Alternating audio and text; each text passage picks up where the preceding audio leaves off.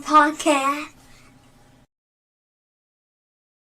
Once you hear it, everybody, you hear that generic-ass rock music. It is Tuesday night, and I want to say I'm feeling all right. That's right, everybody. It's 9 p.m. Tuesday. The Snobs podcast is here. I am your host, Mick Manhattan, joined by my buddy over here in crime, I should say, Roy Rogers. How you doing, Roy? Pretty good. Thank you for coming back. I know you were sacrificing a bit tonight because your precious LA Kings are going to get smoked by the New York Rangers this evening. And I'm glad that you could watch it and witness it with your own eyes. It'll be after. Hopefully. I'll just keep it going. Just like, answer me this question. just keep talking. Like, I gotta go. Every time you try to start, I'm just going to be like, you can't leave until you answer me these questions 3. And just like start gish galloping you with questions over and over again. Just not let it, but it's just going to be the weirdest questions I can think of. Like, what happens to butter once it's melted, but doesn't go on top of anything? And I'm just going to make you answer. It solidifies back into butter. I mean, that one. Listen, we don't know. There is no scientific study past softening of butter. So we really, truly have no idea. We could take a guess. There's no such thing as a liquid butter. I mean, it only comes in a solid or gas. So It sublimates directly into a gas. Butter gas. Butter gas. Popcorn. I know somebody thought of that. huffing popcorn and butter dust. Just lining up rails of it. There has to be people who've done that with Cheeto dust. You can tell me there's not somebody who's done it with God. You know there is. As soon as I said Cheeto dust, you imagined it. You imagined them with the Cheeto dust. Or you've done it with the Cheeto dust. Is that what you're telling me? Told you. It's going to be a barrage of questions tonight. We got a pretty in-depth show for you guys tonight. We're going to be talking some topics. We're going to get to I've been watching some new TV, and we'll talk about that in a sec. And then we're going to talk about Hollywood and this podcast that went on with Adam Scott and Rob Lowe recently, where they were talking about their time on Parks and Rec and how Los Angeles is not, there's no film in there anymore. And Joe and I are Joe Schmo over here, and Roy Rogers himself are no strangers to what LA can be. And how dry it can be. So we're going to get into that a little bit and discuss it. But our main topic for tonight is AI-themed movies. And not just that, but the in-depth look of what AI looks in filmmaking. So I'm very excited for that. But let's kick it off. Joe, what are you watching right now? Like, what's something that keeps you, like, you got to put it on, it's for you, and it's just like your escape for 1 hour out of the week or whatever? Well, Severance just wrapped up, so we had the finale for Severance on Friday. So that's what I've been watching up until now. Now I got to find something else until the next season of Severance. So I had to start 2 new things on my end. One was the White Lotus season 3. I got called out, and thank you for calling me out. But I said on an episode maybe a few weeks ago when the first episode came out, I hadn't watched it, but I was like, I guess the kids are fucking now each other, like the brothers and sisters. I was like, I guess that's that's happening. And then somebody called me out who does watch it and goes, no, you need to correct that. That's not what they were doing. I was like, okay. I was like, and even more to step onto it, I just watched it. I watched the first 3 episodes, right? And then the same person, I told him, I was like, I decided to watch it, see what's actually going on. It's still weird, though. It may not be sex, but it's still weird. But I'm not going to give it away for anybody, but it is still weird. I will say this, though. The same person came back to me and said, never mind. I guess my original prediction is true. I haven't gotten there yet, but I am convinced. And here's the thing: I don't know Mike White. I know he was on Survivor or something like that. It might have been Road Rules. Who knows? Well, if he was on Road Rules, he'd probably have like a cabinet position by now. But I think he was on Survivor.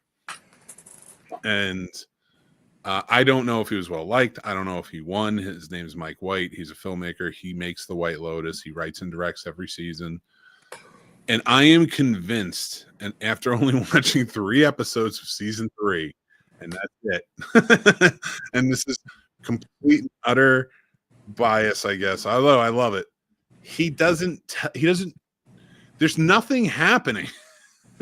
There's nothing happening. It's almost just watching people being people, essentially, and like kind of adding, current events into their conversations in some way. Like, but there's nothing really happening except when you get wild with the sibling sex. But I'll find out soon. I'll let you know. I'll let you know how I do with it. But it's an HBO show, right? Yeah. So I mean, they had Game of Thrones. They gotta keep the. Nah, it's not the same, dude. It's, you know what it is? It's this with like really suspenseful music. Okay. So it makes you think something's gonna happen, but it's really just us talking. And I have to applaud them, because I'm telling you now, it's not basic. It's a good show. It's beautiful. Like, you're interested in the people. Like, I don't mind a good character study show. So like that doesn't bother me. I'm gonna take these off because they're glaring at me. It doesn't bother me, but I am convinced, and I'm gonna go back and watch the first, second season after this one, that this dude created a show to just live in like the Pacific Islands or wherever. like right now he's in Thailand, but each pulling one an Adam Sandler. I actually think the second season takes place in Italy. So like he just wants to live in exotic locations and film, film there. Like, and if that's what's happening, I applaud him. It's interesting. Well, what Adam Sandler did. They go and shoot their movies in like Hawaii or Mexico, wherever. That's true. So did Matthew McConaughey. Said he did that for a little while too. He picked Matthew McConaughey for a little while. He picked like the wrong. All right.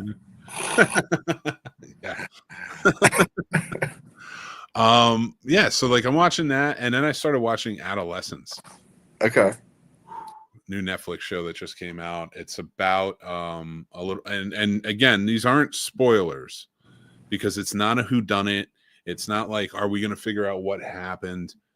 You're finding out everything that happens as they are finding out. It's all told in real time. So like if it's an hour episode, you are following them all for an hour, because it's one continuous take. Okay.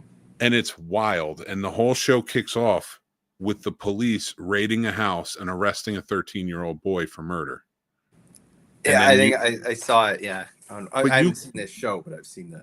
Stephen Graham wrote it, and he's I don't think he's directing it, but he wrote it. He created the show. If you don't know Stephen Graham, he played Tommy in Snatch. That's where I remember him from. But he is in countless things. He's always popping up. He's a great actor. I always appreciate seeing him. So like he was in Peaky Blinders. He's in tons of stuff. Like he played Capone in Boardwalk Empire. So he did such a good job in that.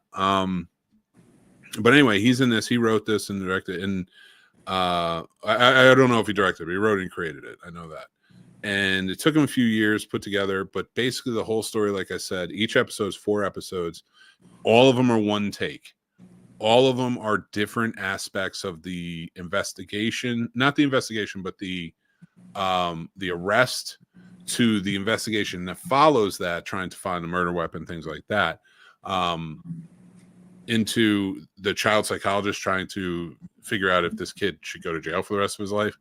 I haven't watched the 4th episode. The 4th episode is the trial, I assume, or so it seems like that's what they're building towards. It is terrifying. It's terrifying as a parent, because you are real time watching the cops bust in on these people and arrest this 13-year-old child and just talk. And they're not dramatizing it. They're reading him his rights. They're talking. It's very real, but with a beautiful backdrop. You know what I mean? And the camera follows him all the way through. The second episode blew me away because it dealt with a lot with kids in a school, and like just kind of like inquiring there and like what was going on there, and like it takes you because it never cuts. So at one point you're going through this whole schoolyard into the school, all this stuff. I'm like, how are they doing this with like a glide cam, or like what do you have? Because it's got to be light enough to carry it for 45 minutes. And we get to the end where the guy, you know, the police officer goes back to talk to his son, and like it's a really nice moment between him and his son, and you're like, it has to be over. Who's it gonna follow? You know what I mean? And like then it goes right behind them and follows like another girl who was a part of the story, and then flies across town over to where the murder happened, and you see the father there. So it's still one continuous thing. And I realized they're using a drone. Holy crap. Like you can do a drone for that long. You don't even think about it, you know?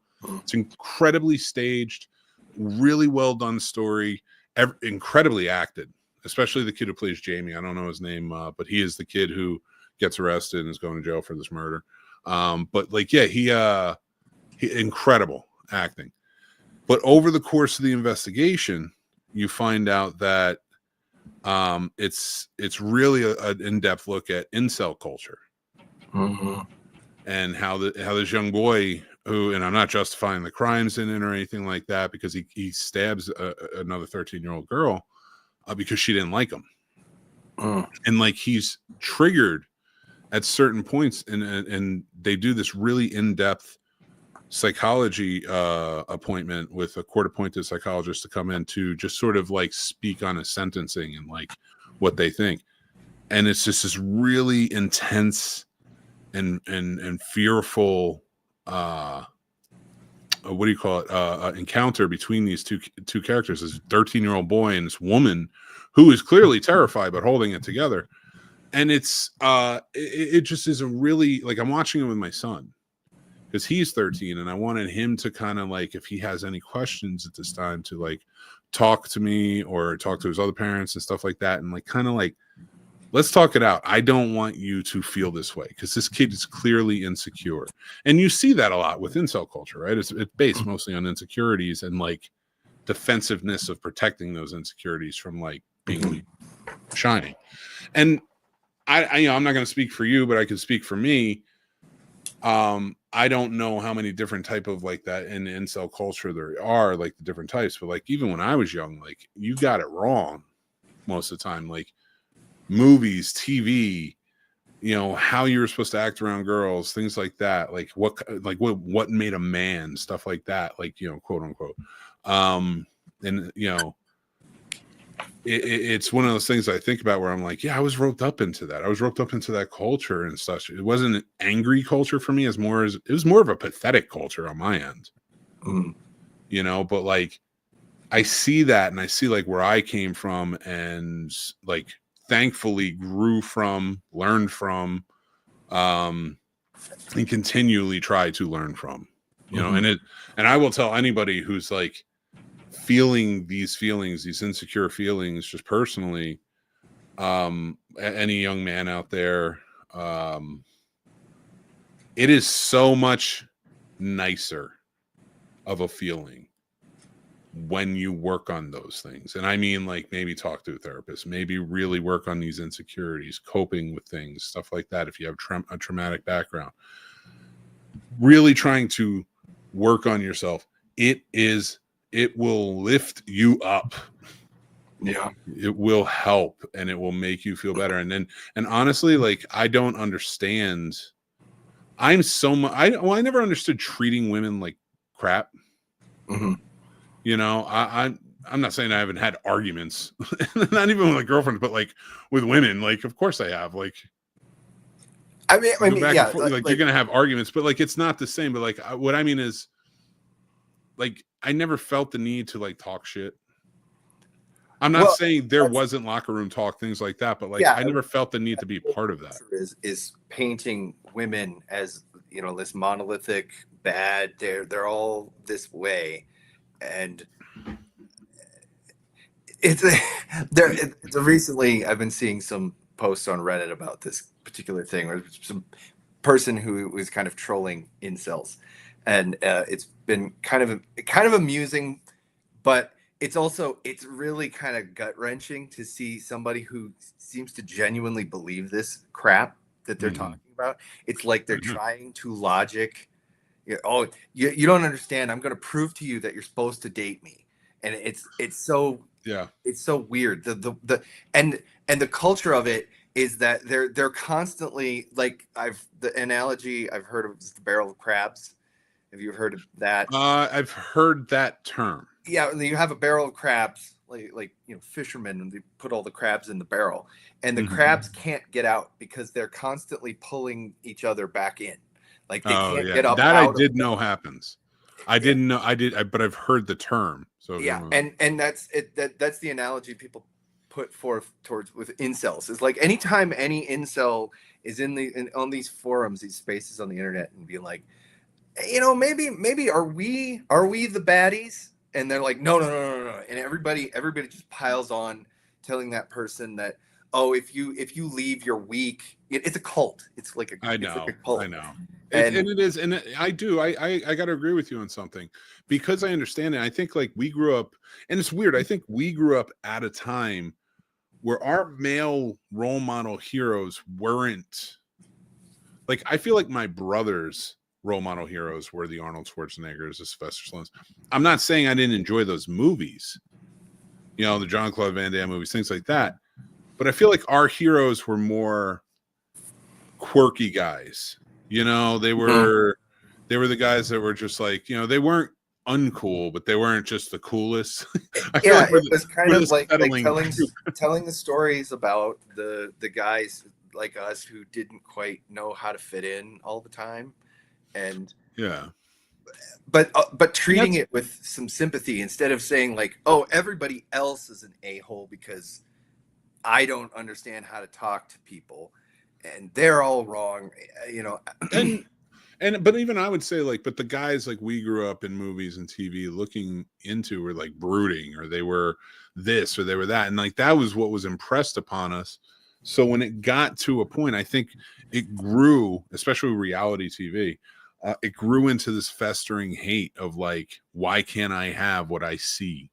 Why can't I have this, that? And especially like women, objectifying women in that way. And it's like, I'm not even going to speak on like the trad wife thing or all that stuff. That's not what this is about. I'm talking about the incel culture and stuff. So, and just especially with young kids, and to say this, like, it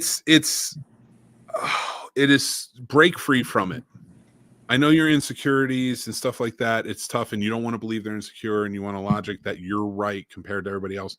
But let's really be logical here. You cannot be right about everything. You can't, and you can't pick and choose what you're right about. So, like, maybe try something different, because I'm telling you, being this way definitely isn't going to get you laid the way you think you want it to. And this isn't me trying to pitch you everybody to try and go get laid. Like but in that instance, you always get more with honey than you do with vinegar.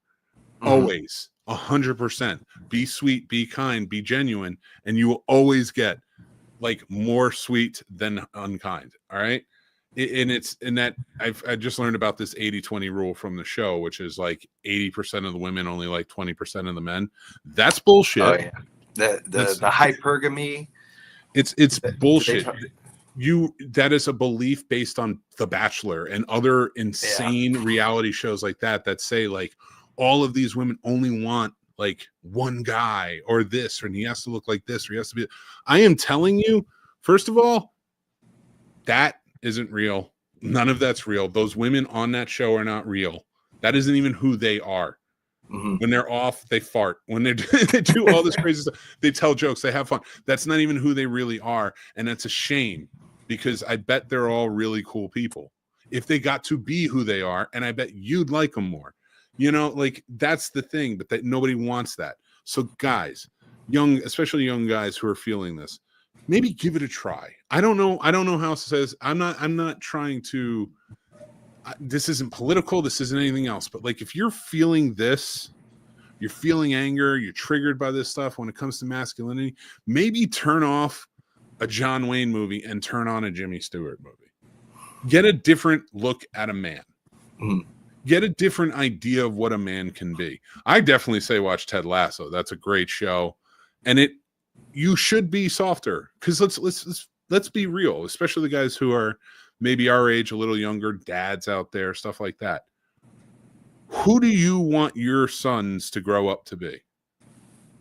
Who do you want them to be? Regardless of who you are, who do you want your sons to grow up to be? So in your mind, are they a really loving husband? Are they a really loving father? Are they a really kind person? Do they take care of people? Are they the type? They will get that 100% more from you doing it in front of them and living that. And even when you fuck up, and that's okay, because you'll fuck up and maybe you'll yell or whatever, and you'll feel bad, and then you'll feel guilty about it, and those insecurities will come back. And I will tell you, just say you're sorry. I'm sorry. I shouldn't have yelled at you like that. I'm sorry. I shouldn't have went after you like that. Let's work on this together. Give 5-20 minutes, walk away, come back, just say, hey, I'm sorry. When I flew off the handle, I did this. Don't get guilt about it. Just apologize. It's okay to apologize to your kids, because you shows your kids it's okay to apologize when you're wrong.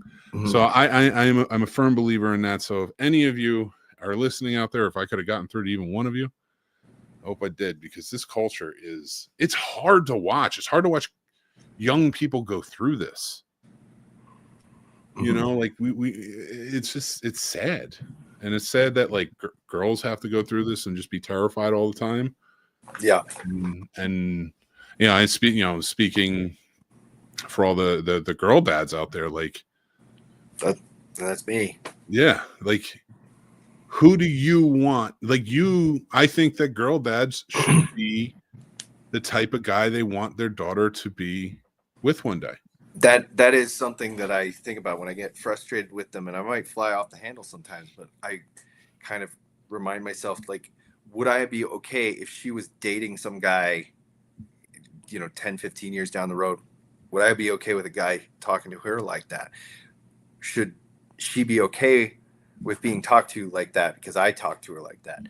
And so then I try to cool down and say, like, Daddy got mad, and it happens, and we're all okay now, and try to chill out. And but yeah, like what you're saying, like these kind of toxic relationships, they get taught to people, and like acting like it's okay for daddy to shove mommy once in a while, and it's not.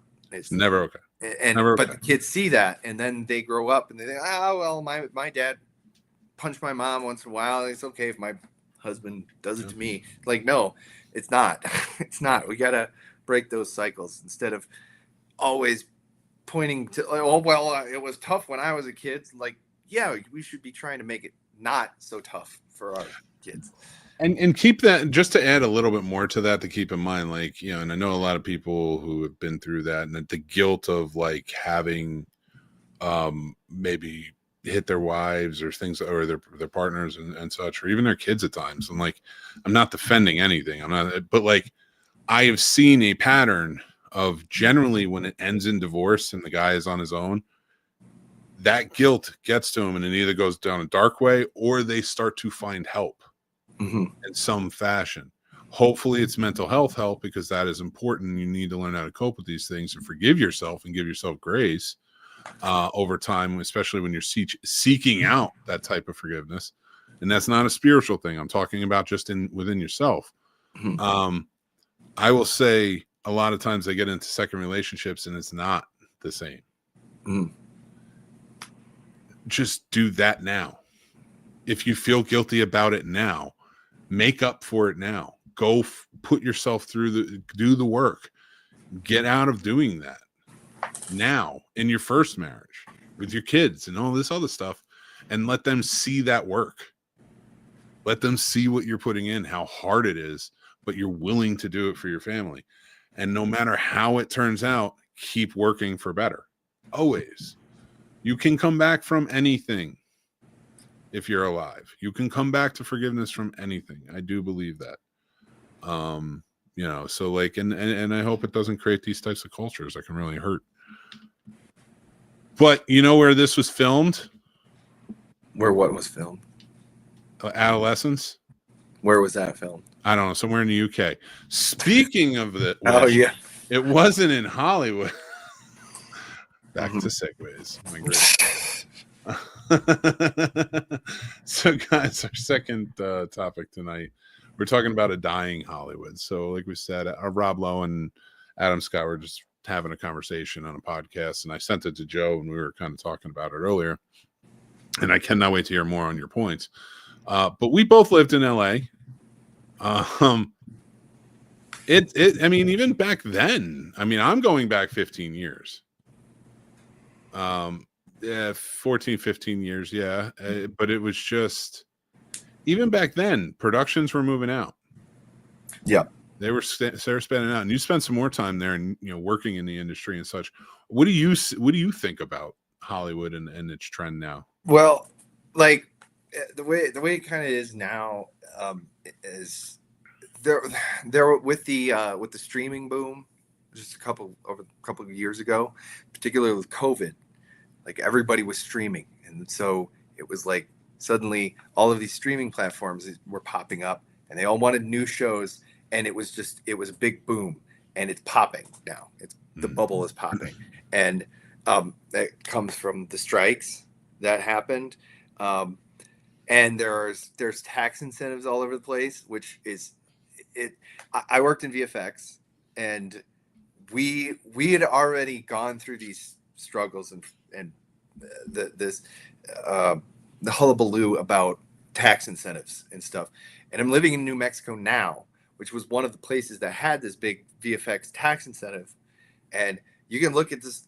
I won't go into the whole thing, but look up about like Sony ImageWorks. And they built a facility out here, and then New Mexico dropped the incentive or cut it back, and Sony was just like, okay, we're leaving. And there were employees who had been hired and were in route to move out here, and they got the phone calls that like, never mind, we're closing up shop.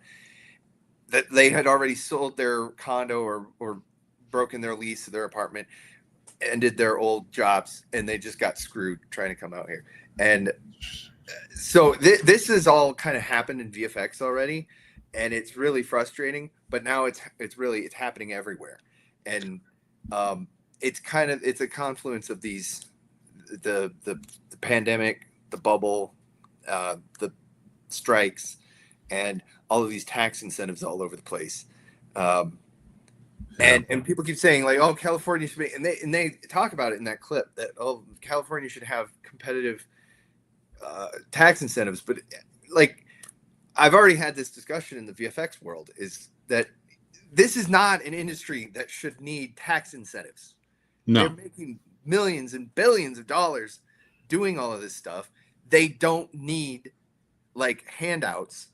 Like, make your movie here. Like, who cares? It doesn't matter where it's made. It's just, you're taking taxpayer money and subsidizing these movies and television shows so that they get that aren't good.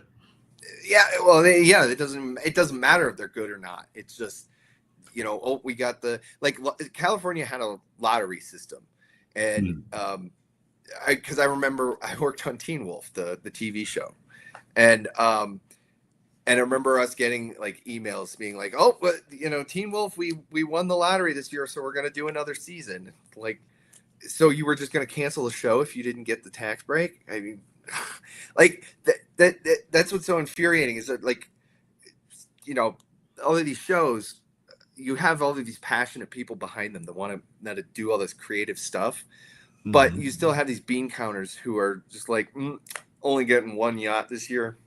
Nope. Sorry. Got to cancel that one. I got to get 2 yachts this year. And they're just out of touch. And it's just so screwed up how the industry for so long has been like, and I'm talking the studio element, has been so disconnected from filmmakers in the creative process for so long. I mean, and I think that's the rise of these huge blockbuster movies that, really I would say was, all right, if I'm being real, it was Christopher Nolan who kicked this off. Let's be honest. And he's continued it through. He's very talented though. Like he's the best of it. So, but Marvel, you know, and everything else, and like all of this huge VFX spectacle movies that can just be done on a green screen completely, like, and you can set up a studio anywhere for the tax incentives on that. So it's so wild, but like it's just this disconnect of money, money, money, money, money, and then you see something like The Electric State that just came out, and it's not good. It's not a good movie, and it cost $320 million. Do you think that went to the VFX artists? A fraction of it made its way. You know, as they say, the trickle down. You know, the little tiny drips get to the VFX artists who actually make everything look cool. It was a movie with essentially 3 actors. So like, because almost everyone in the movie was a robot. And not like, well, okay, they did have like regular robots, I guess. You know, like these ones walking around that we see on Boston Dynamics and such, but most of them looked like they belonged at Chuck E. Cheese. You know, there were some wild ones. So like there was a lot of creativity there and stuff like that to play with, I guess. Mr. Peanut was in it for some reason. But it just, but like it's a spectacle that's just like, honestly, it's pretty disgusting that these keep going on, and you're spending $320 million. You're not filming anything in Los Angeles anymore, but you're almost making everyone live there. It's just, it's sad. Like, take care of your home, or right. I mean, it's like what Rob Lowe said in that thing is like they wanted to shoot in New York and he didn't want to do it because like, no, I want to stay here. And that's true. That's true across the board. There's like most of the above the line people, the actors, they live in LA and they don't want to have to travel all the time. They, you know, sometimes it's fun. Oh, we're going to shoot a movie in Japan. We're going to shoot a movie in Budapest or whatever the hell. But yeah, they would rather be able to drive 45 minutes to work and then come home and sleep in their own bed. That's what they would want to do. And that's what we all want to do. But they keep screwing around with it and chasing these incentives. It really is. It's wild to see. Yeah, and they do. And of course, but like, here's the thing. I think the states need to stop, because is there any real, like, I have to see with these incentives, like, how is it possible to really be making money on these? I mean, it's a race to the bottom. Like if you look up the whole thing that went up to Life of Pi and the protest outside the Oscars. I was there part of that protest, and we had like green stickers on us because, you know, we're VFX nerds, and we were just walking up and down. It's like, this is a whole Rhythm and Hues went out of business and did like almost all of the VFX for this movie, and it was now winning the best picture. It was winning best cinematography,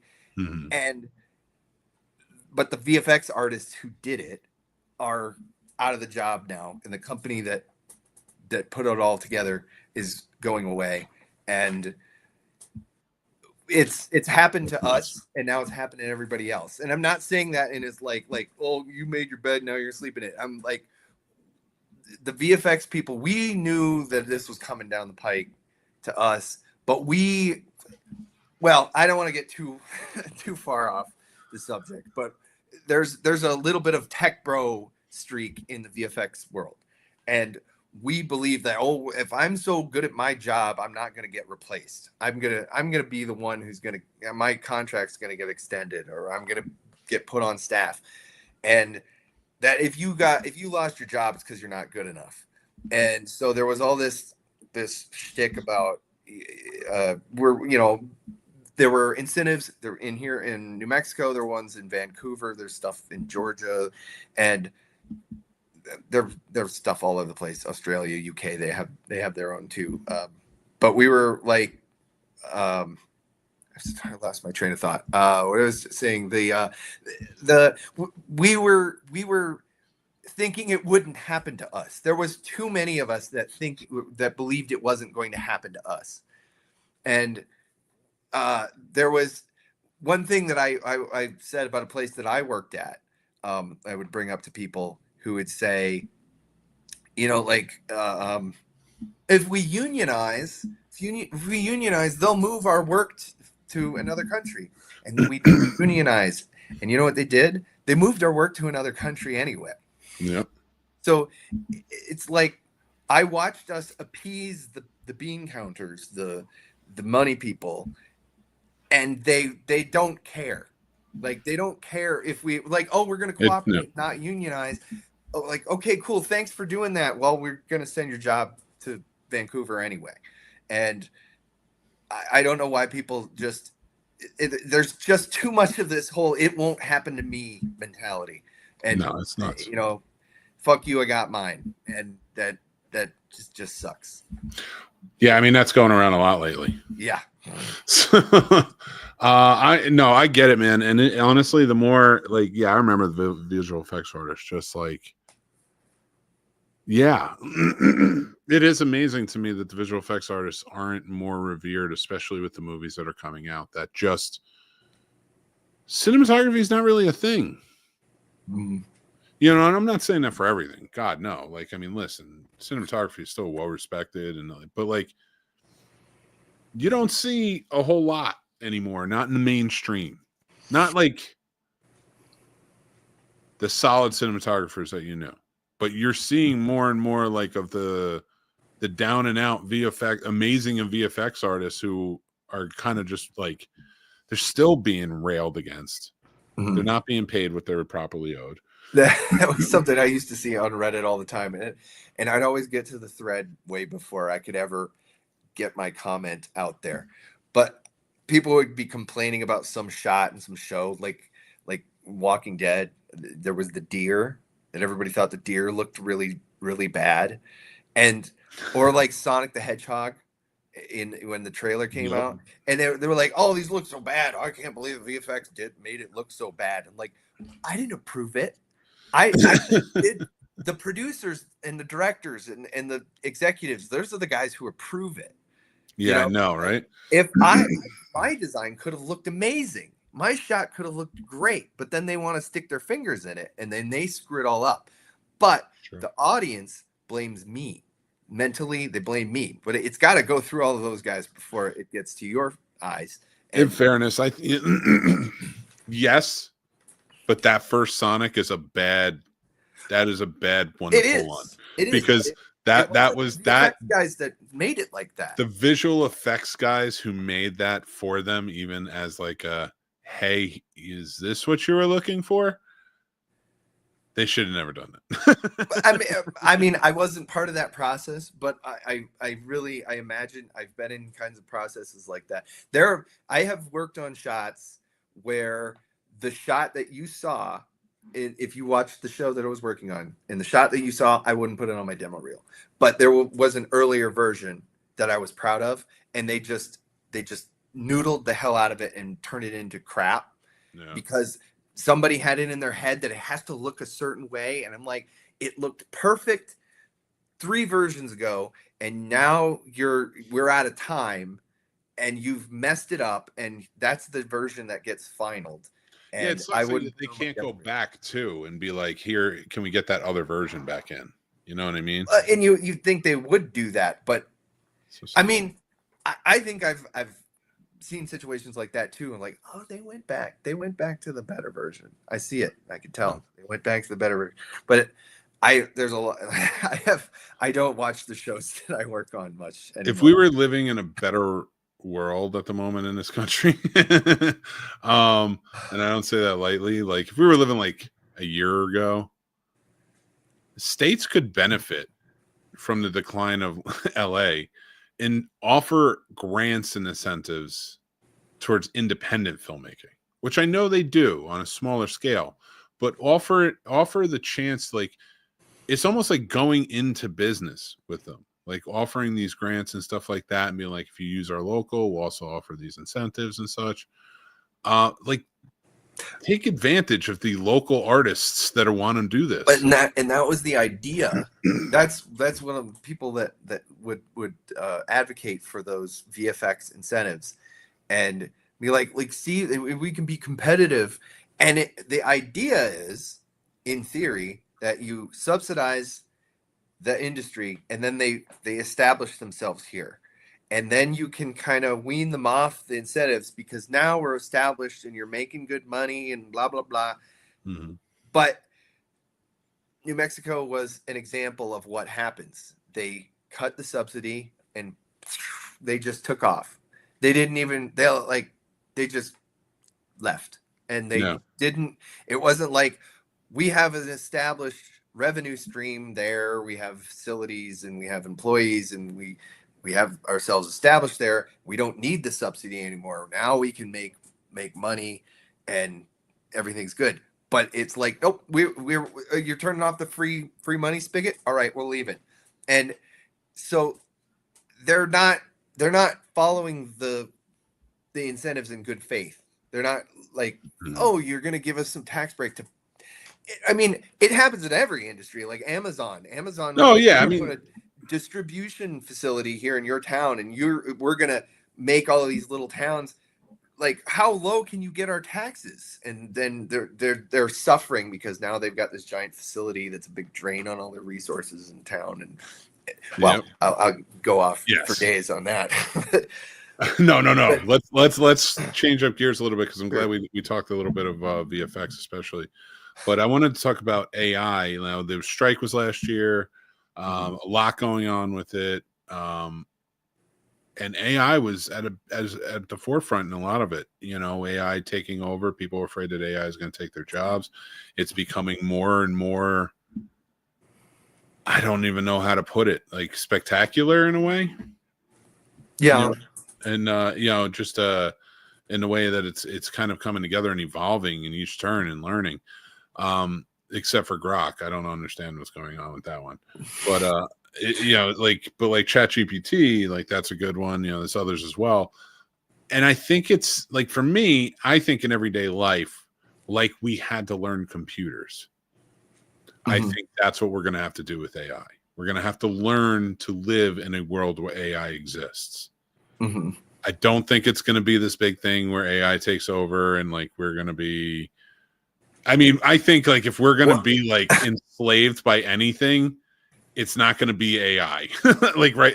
Like, no, I think what we're going to have is we're going to have a bunch of morons in charge who are going to be listening to what the AI tells them to do. And the AI is going to be right. the AI is going to be totally wrong. And they're going to have no idea because they're morons. And they can't tell the difference between it's a good sounding answer. It's wrong, but it sounds good because the large language model had predicted, you know, it created a sentence that sounds legit, but it's completely nonsensical. Anywho, well, with AI, hold on. First of all, stop shit talking AI. I'll shit talk AI all day. Don't shit talk AI. Hey, we need AI in this world. All right. AI is going to bring us together as people. When it feeds us as Soylent Green to other people. Yeah, it turns us into Soylent Green. Oh my God. I'm not as like, I think AI is going to be more of a pain in the ass than anything for a little while. And I don't think it's going to be AI's fault. It's going to be the tech bros fighting over AI.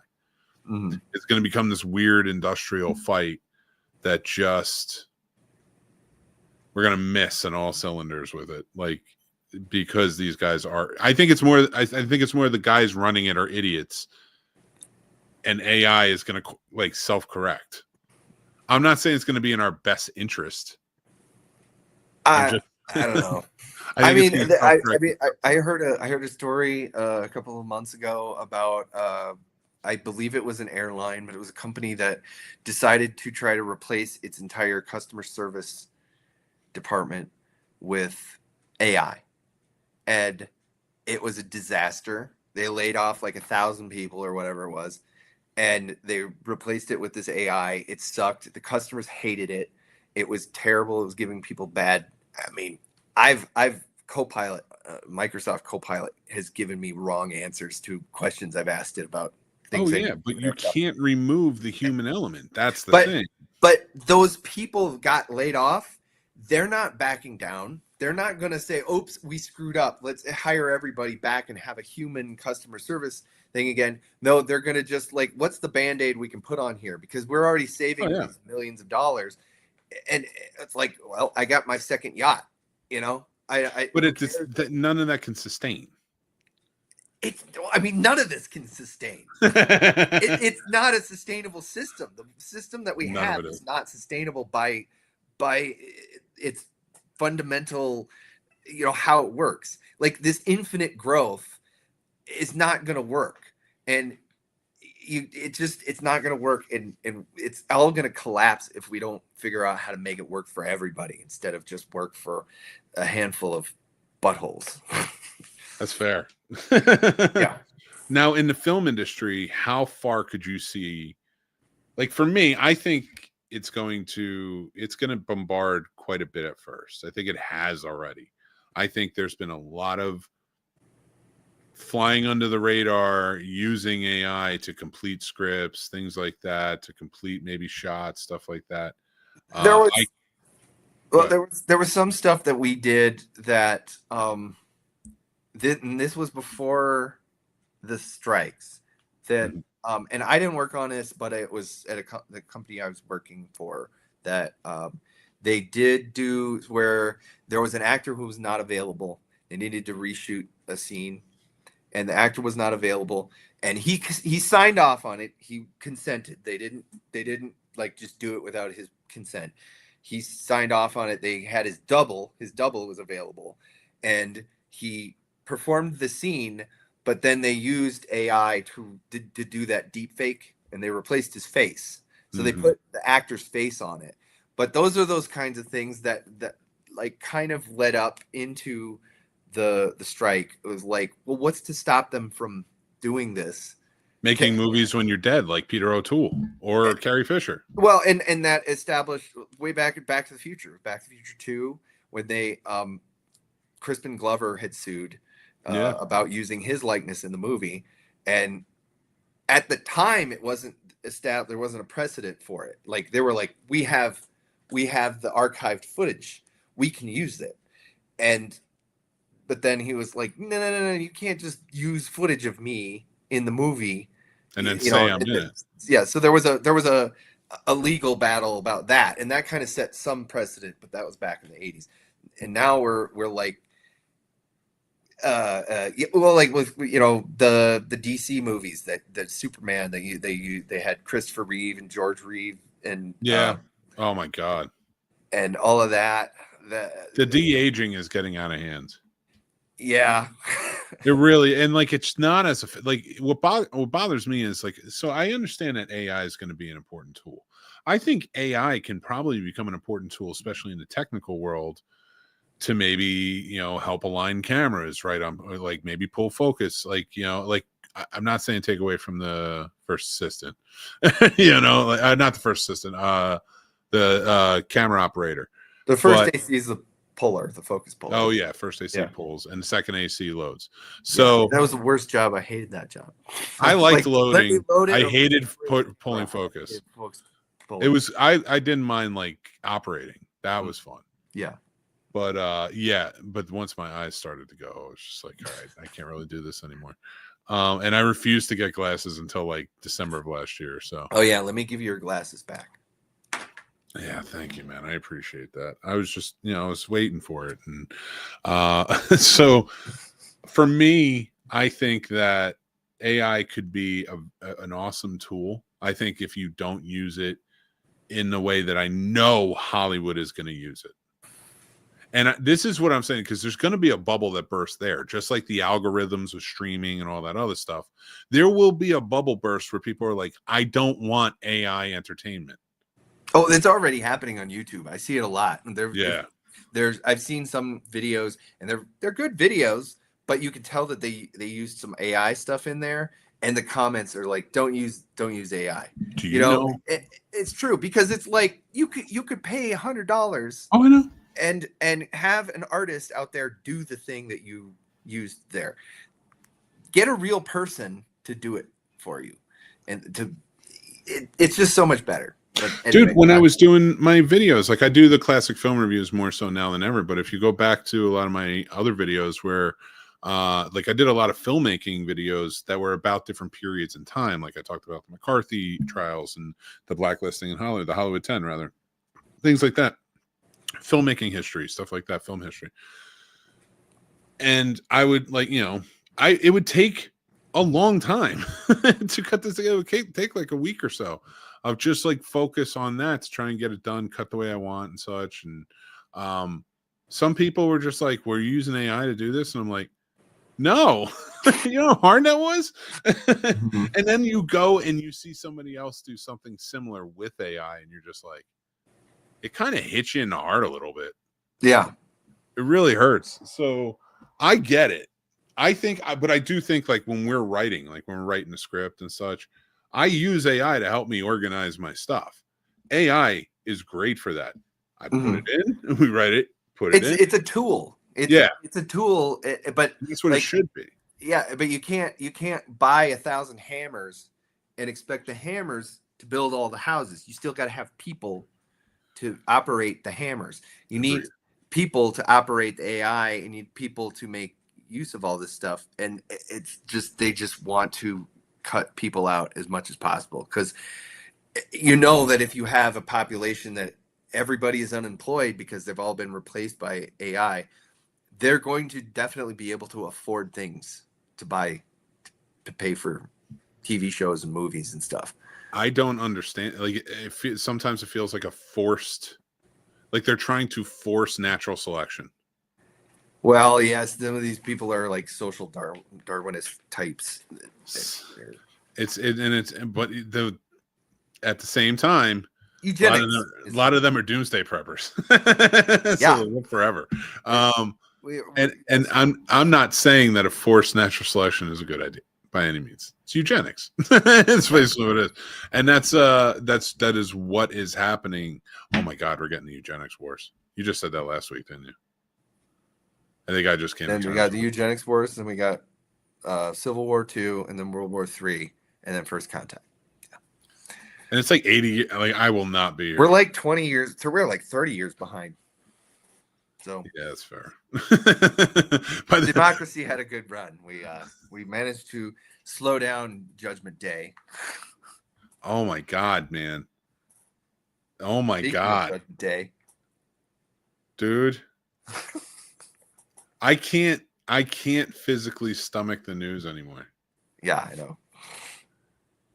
There's the past 24 hours alone. Every decision I see being made, I'm like, are you human or are you lizard people? Because it feels like you don't care about humans whatsoever. They care about the title and the status. But what status power. If like everybody wants to like go crazy after a while because you keep fucking with them, or people are dying? Like, where's the? They don't care. In their minds, it's like if anybody out there who disagrees with them is an other, who doesn't is they dehumanize their opposition. That nobody could possibly be against me. If you are against me, you must be an evil, terrible person, and you are not deserving of any rights. I guess like I don't mean to sound naive or dumb or anything. A lot of it is so hypocritical. Like but they don't care. I know, but I don't get it.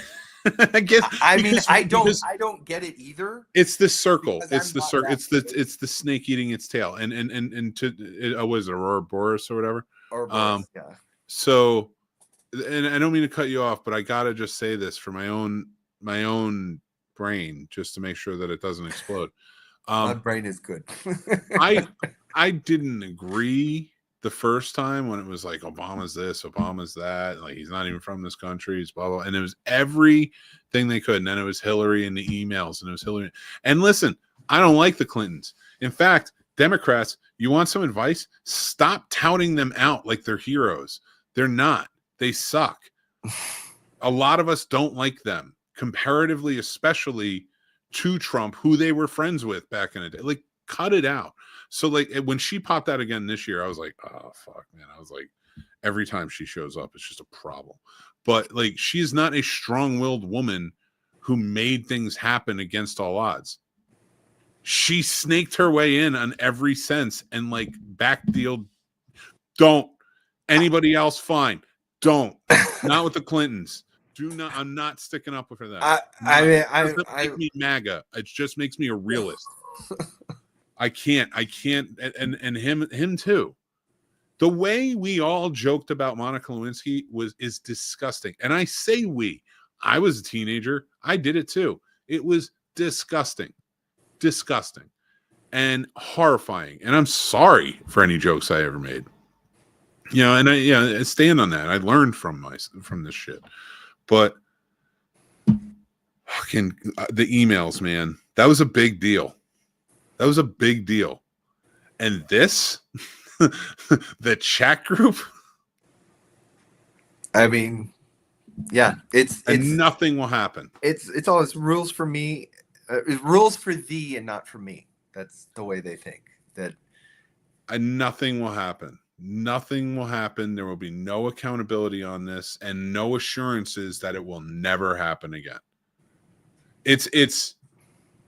We have let the weasel spoiled kids who got everything. They were the participation trophy kids. That's the weirdest part. It's the weirdest part. The Nepo baby participation trophy. Like, it's not even a participation trophy. It was literally, they whined and got the winner's trophy. They got the gold. Yeah, they got the gold taken. The gold was taken from the winner. Yeah, and like that's what they are. That's what every single one of these higher ups are.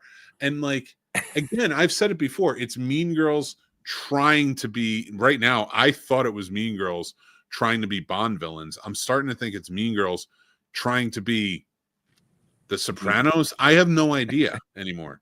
But it's just for this point, like it's so confusing because it's like I have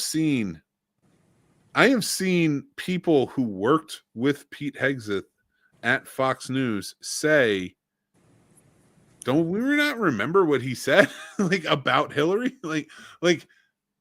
I've seen the videos left and right over the past 24 hours, and it's like, what? Like literally, like we're just done. Like we're just done. They rule now, and we have to live in this kingdom.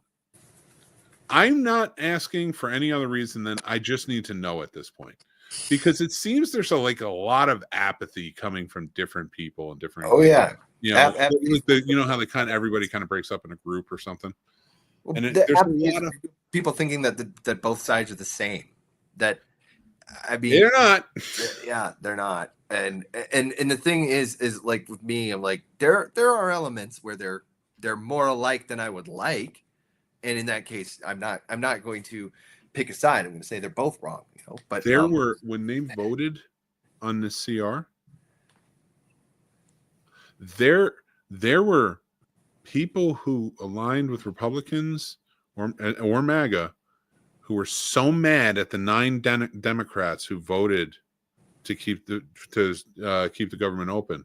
They were so mad at Schumer and those other ones. But when asked how they feel about the Republicans, almost every Republican voting for it, they were just doing their job. Yeah, that's one thing that keeps happening with Republicans and Democrats is that the Democrats get blamed for everything anyway. It doesn't matter if it's their fault or not. The Republicans are never going to take responsibility. They're always going to blame the Democrats for everything. The Democrats are always going to try and take the high road and let themselves get blamed for everything. And I don't. But here's what I don't get. Like, again, like I'm trying to you know how you get I don't even fucking know. I don't even think there's something that this is so convolutedly intertwined. It's basically like Christmas lights that just have bad knots in them, and you got to either figure it out or throw them away. and the bad knots of trying to unwrangle all of this is I'm trying to follow it, but I'm like, so the people who most align themselves with this, with MAGA and this thinking and everything, and again, I see a lot of people talk about it, stuff like that. These are hardworking people for the most part. These are people who are out there doing their thing. These are people who don't believe in participation trophies or taking from somebody else, you know, if they won. Like, you might be pissed about the loss. I'm not saying that's handled well by a lot of people, but I'm just saying, for the most part, it's not a participation trophy thing. And they're literally like praising Nepo babies and reality stars. I see what you're saying. Yeah. So like it's these people who are so disconnected from what this administration is. In their minds, it's they work backwards. It's like, oh, he's super duper rich. He must be really smart and must be really good at business and must be really all of this. And then they work backwards. But if they don't like that person, then they will come up with any justification why. And they think that that's what I'm doing. When I say I don't like your guy, they think that I'm starting from a place of I don't like your guy and then working backwards. And that it's Trump derangement syndrome. When really it's like, no, I'm just watching what the guy's doing. When one of the guys who wrote that bill just got arrested and his wife just left him for this arrest of trying to solicit a minor. Yeah. So there's a whole subreddit dedicated to this. I believe it's called Not a Drag Queen. And it's all news like that. That's like, whoa, was this a drag queen? Nope. It looks like it wasn't a drag queen. It looks like it's all these other types of people. It's like it really is. It's a certain type too. That it's a certain type we see more and more of these days. They're obsessed with power and they're obsessed with like, well, you know what it is? I don't get it. I don't understand. I don't, and I'm trying to, because I don't want to hate anyone. You know what I mean? I'm so tired. I'm so exhausted. I know. I'm kind of the mindset of that. I don't hate anybody except people who hate people for no good reason. You know, like yeah, like, and I don't feel ashamed for having contempt for those people. I don't like. You can right now. You can decide not to be racist, and then we're cool. You know, but let's just you know. Like if you came up, it's like if you were an alcoholic and you decided to quit drinking, I'm not going to invite you to the party and continually offer you beers all night. Like if you come to the party and maybe you had some more racist views or other stuff like that, like, but you're trying, we're not going to demonize you when you're trying. Yeah. We don't care. Like we want peace. That's what I want in my life. I don't hate people. I just want peace. Yeah, is what it comes down. And I think a lot of people want that. It's kind of funny though, because if you think about everything that's getting taken away right now, especially in the red states and what's going to definitely be coming down the pipe and going away soon, it's white privilege. It's kind of all the things that make white privilege like. They're trying to like roll that back for poor people. I think at this point they just want no privilege across the board. Well, no, they want to reinforce, because they want to go back to a time when white privilege was reinforced by the system. I think they want just I think they want the privileged and the poors.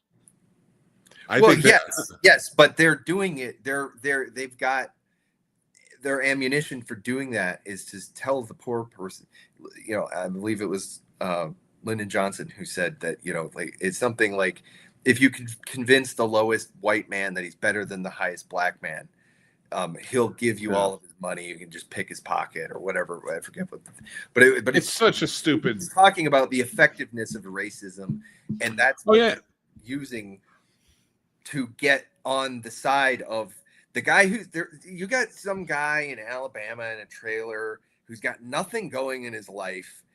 And what they tell that guy is the reason that you are in this shithole is because of women and black people and gay people. And No, I get that. When I say that, but they're pulling apart. And I'm not saying I think everyone should have. My thing was, I don't want to lose white privilege. I just want everyone to have privilege. Well, yeah. I want to get to a point where we're progressed. Right. Yeah, you want a more egalitarian society. Yeah. I agree. Get to that point. So I want everybody to be lifted up versus everybody torn down. And that's what it seems. It's like now a disparity where it's like, nope, we're going to drain every last bit and make you guys all hate each other as much as possible. Sure. Yeah, exactly.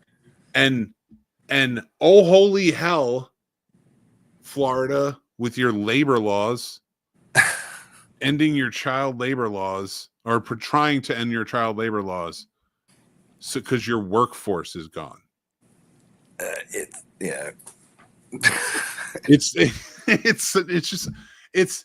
It's like we were progressing to a point where we took care of children. We knew that was important.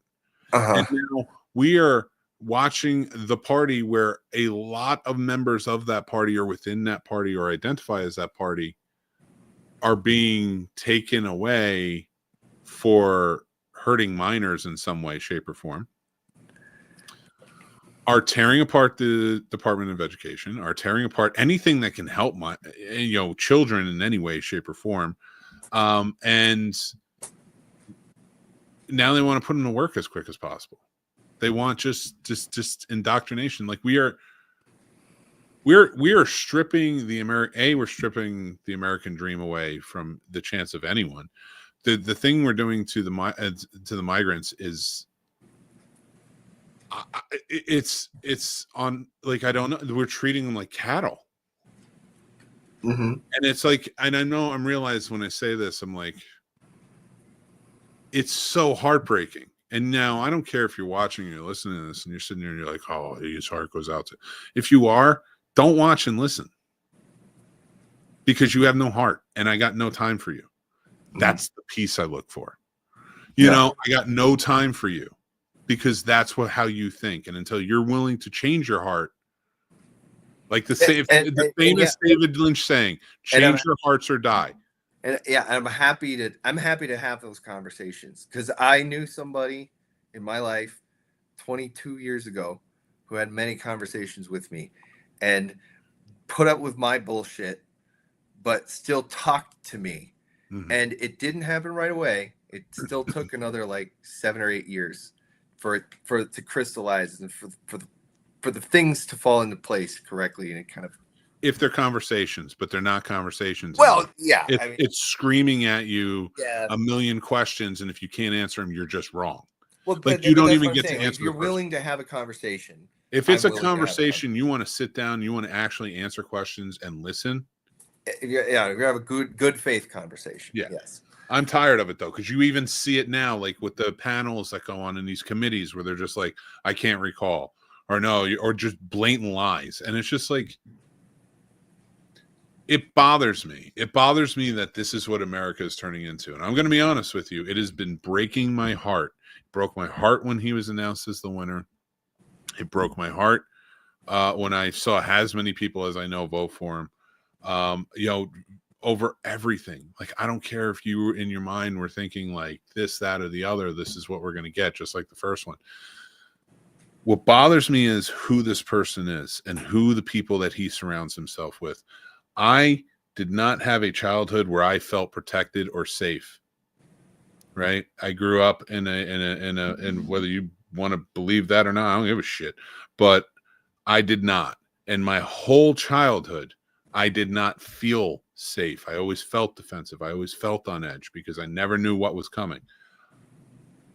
The first 4 years had my alarm bells going.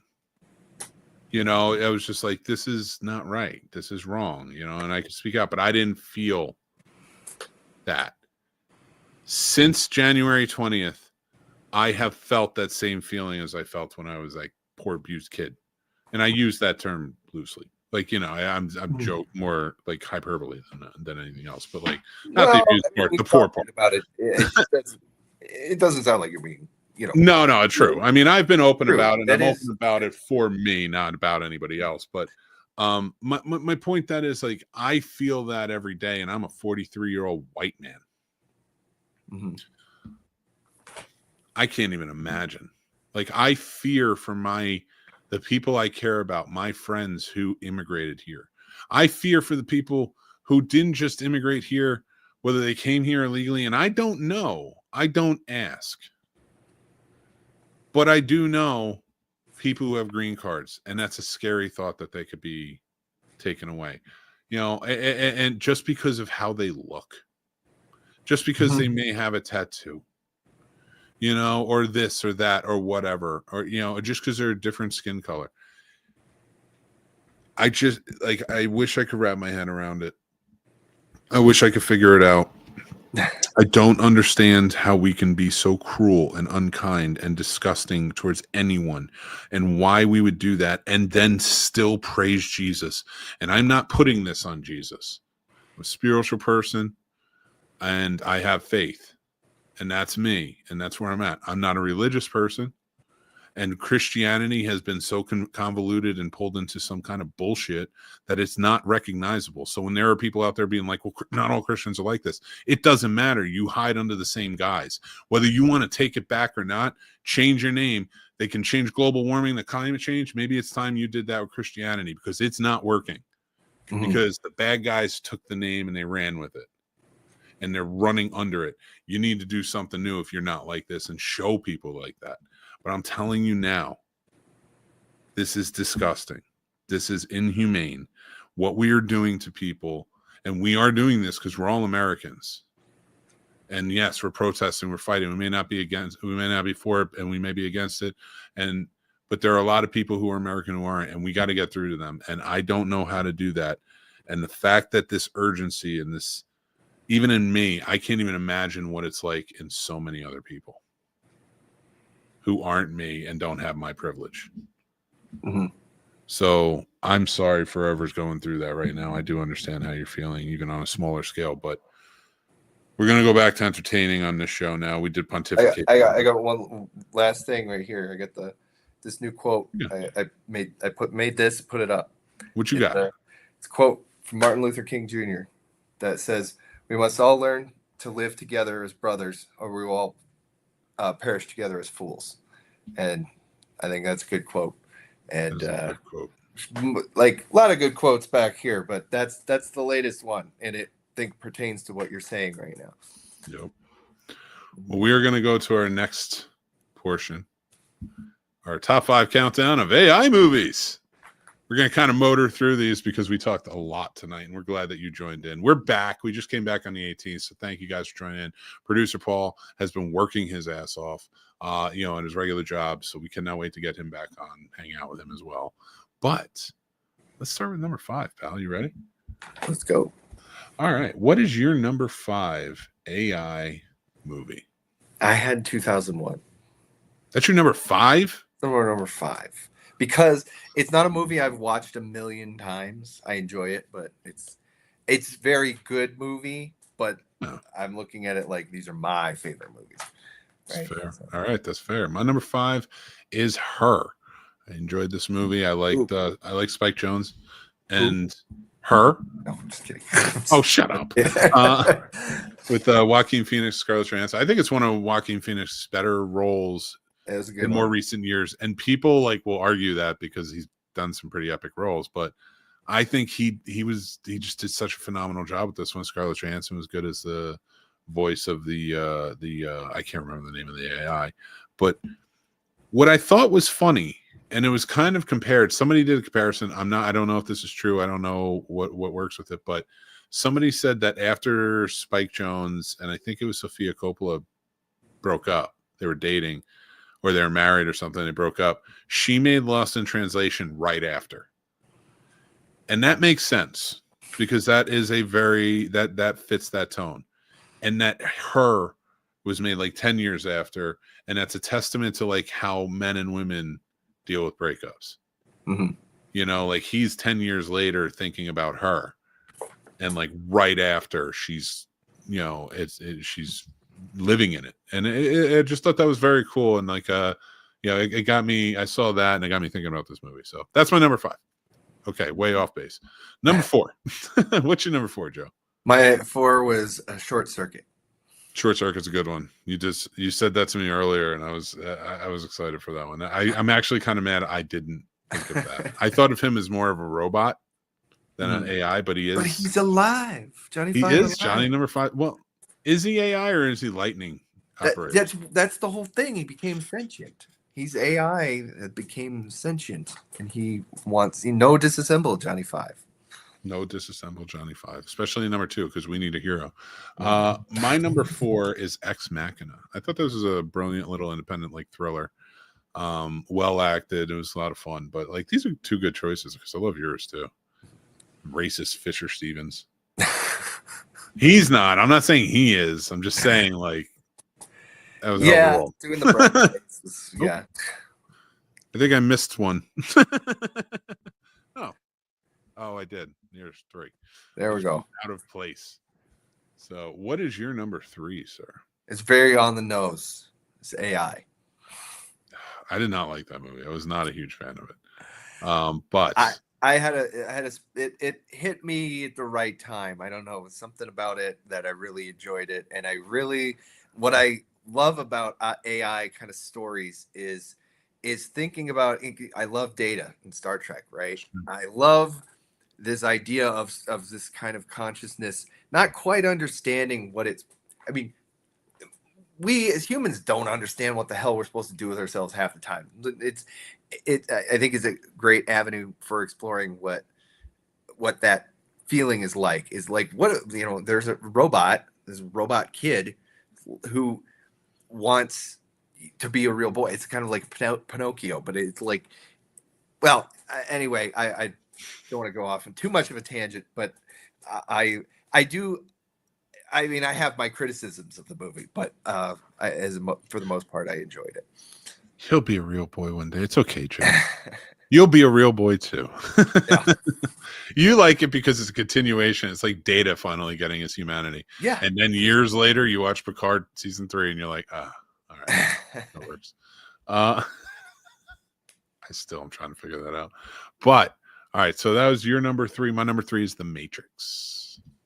I mean, war with AI. So, but should we be? We need to ask ourselves those questions. Yeah. What's your number 2? My 2 was T2, Terminator 2. Oh, I don't know why. All right, I'll just say Terminator was mine for the Terminator. Yeah. With Terminator 2, I thought Terminator 2 explored more of the what if of the AI. Well, and the T-800, they flip the switch or whatever, and he can start to learn and expand, become something more than what he was. We all know that Genesis was your favorite. We know. Yes. No, Dark Fate. Oh, God damn, that's terrible. Yeah. All right. What's your number 1? My number 1 was. Well, my number 1 was Ex Machina.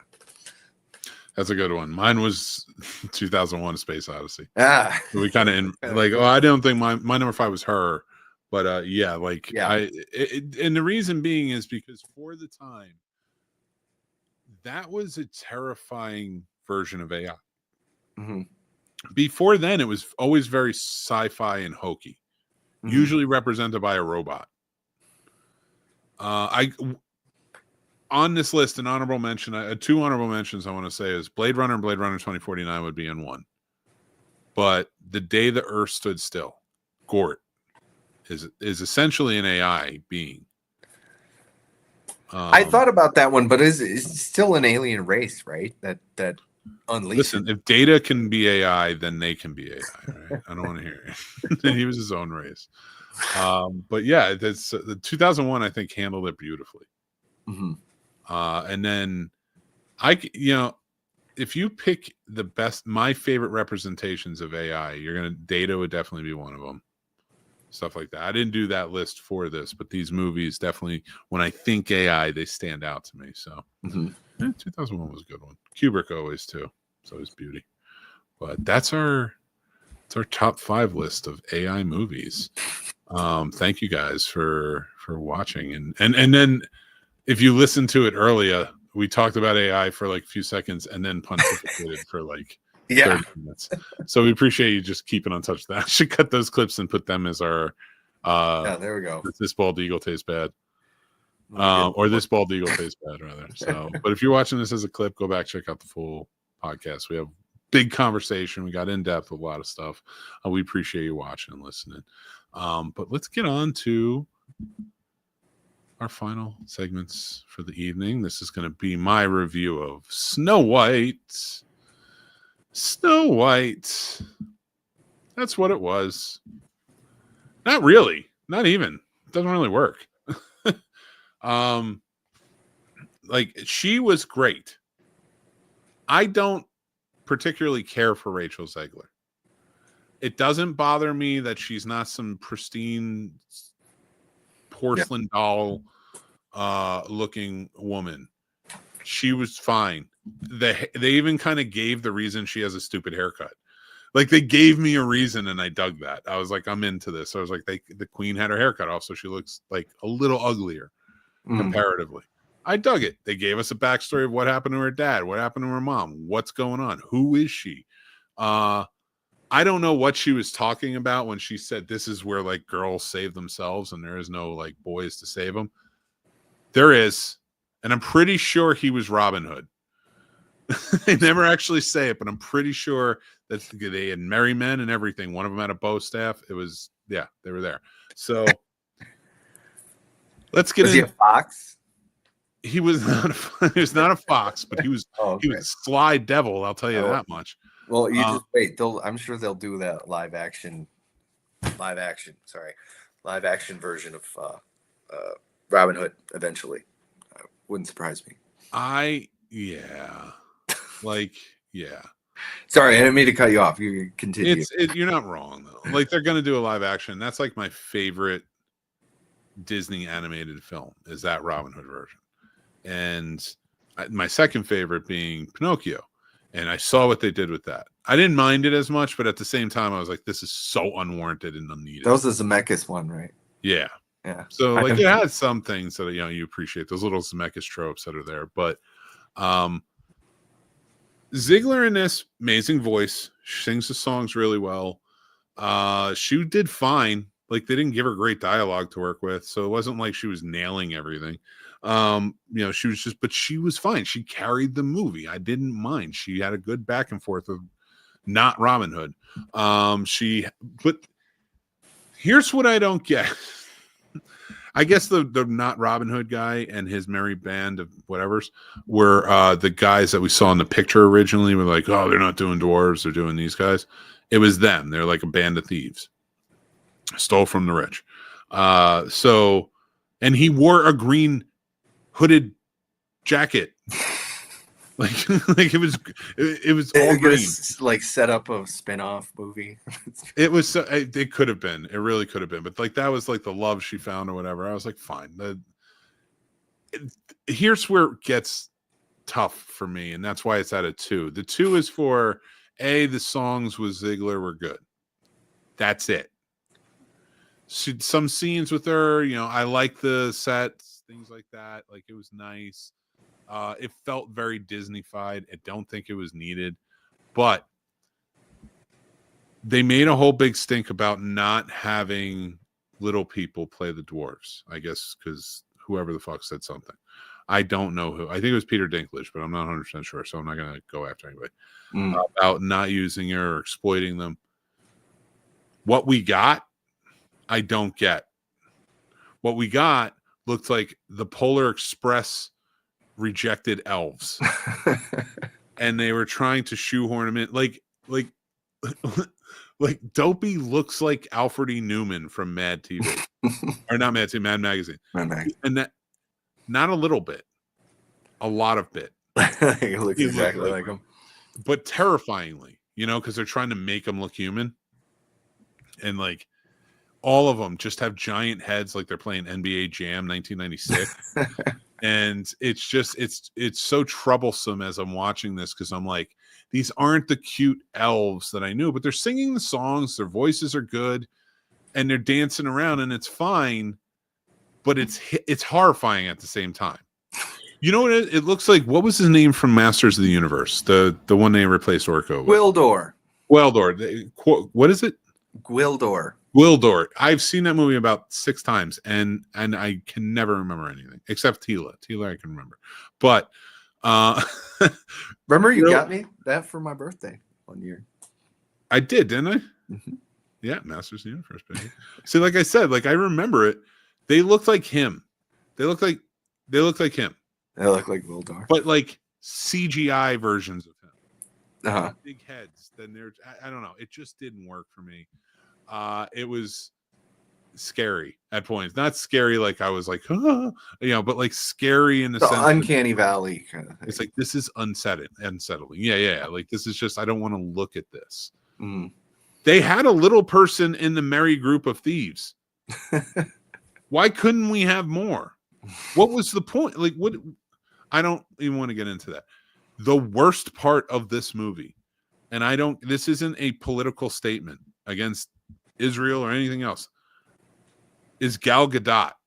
She is the worst part of this movie. There's one thing that I was like, she only because the outfit fits her, like the one that where it's just her face and she has the crown and everything. It's like she must have been the only one this thing fit. Because like that's it. Is like she looks good in this outfit. She cannot sing. She has a terrible voice. Even her scenes feel forced. Uh-huh. She has like a dancing troupe with her. I realize it's supposed to be a musical, but like it's still kind of like she's coming down talking about how evil she is and how much she wants to rule over everybody in this, and like she has to be hard like a diamond, and like her like subjects are just dancing. They're just in on this, and I was like, okay, this is odd. Sounds and like familiar. Like, yay, destroy everything, rule over us. She was just daddy. Oh god. Everything, like, she was just not enjoyable. She was not a good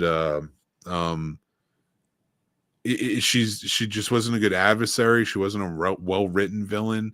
They tried to expand on who she was, but it was like the most hollow thing you can think of. Like, she wants to be beautiful because people will listen to her if she's beautiful, and she can keep them all safe. And it's bonkers. The whole reasoning behind her whole premise is bonkers and stupid. And like, the movie really suffered by her being in it. I think if you were really going to take this movie seriously, you would have written a better bad guy backstory and like cast like a Kate Blanchett in it. You know, older stepmotherly type, beautiful.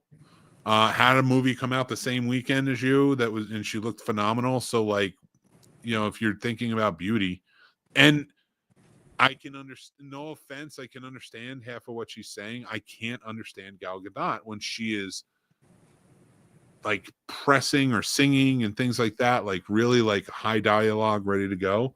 It breaks up with her accent. Now, should that keep her out of certain roles? Yes, in musicals. Sorry.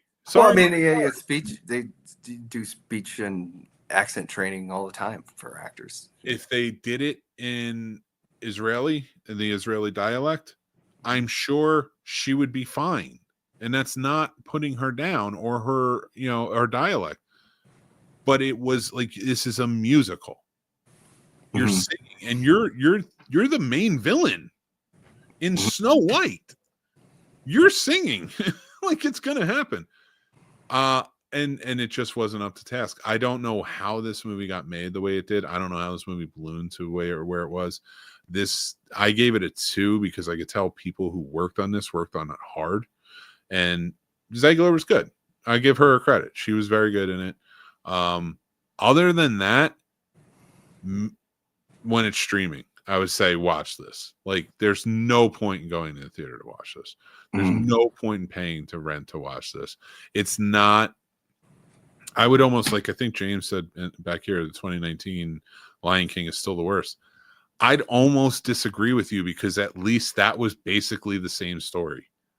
It was pointless, but at least it was the same story. And I got James Earl Jones as Mufasa again. Right there, that's going to put a point above this.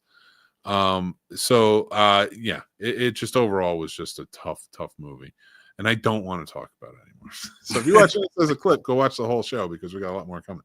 But next up is the Mick's movie pick. That's my theme song for it. It's from 1980.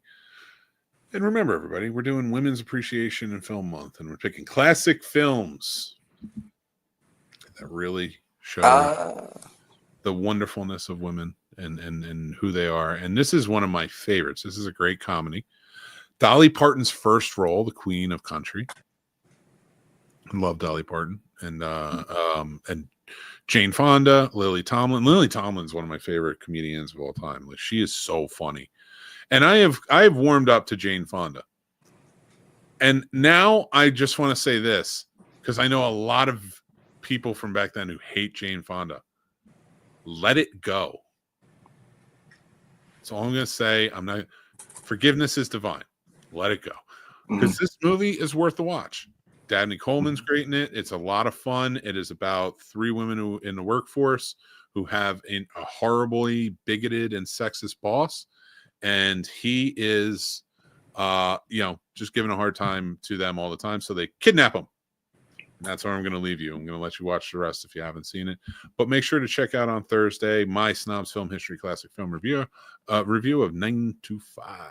And then Friday, we are finishing off the classic film reviews of the James Bond series with No Time to Die as the final in the series that I watched. That's right. I've watched them all now. I've even watched the offshoot, stuff like that. We will still be talking about Popcorn and Pints. You're going to want to go down below. Make sure you follow along, because I love being on Popcorn and Pints. We have some cool stuff coming up. The 200th episode's coming up. We're going to be talking Bond for the next couple of months. We can't wait to have you join in. But guys, I'm going to say goodnight to Roy, because I know he's got a lot going on. Roy, go Rangers.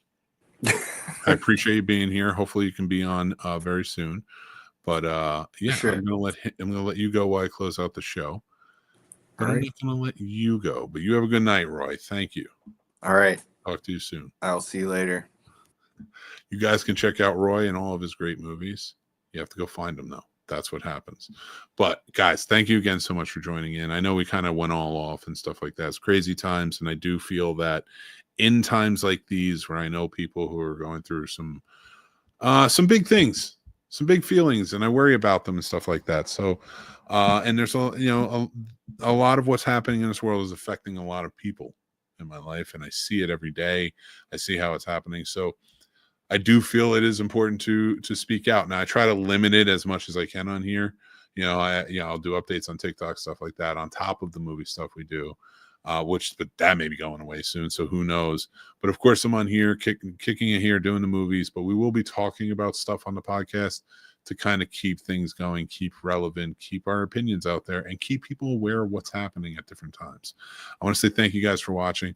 If you were offended by anything that we said, I'm sorry, but let's figure out why, because we did not try to offend anybody tonight. So join us next time. Scene Snobs podcast, Tuesday nights. We're going to be doing some Scene Snobs reviews very soon too, so we're going to have some more movies to kind of go over. But remember to go check out all of our stuff, subscribe to the channel, follow us for more. Go check us out on Letterboxd, Substack, TikTok, Blue Sky. We can't wait to be a part of it, have it with you. We're be a part of it with you, and joke, laugh, and have you guys be a part of the Snob Nation, because we love movies and we know you do too. So join up.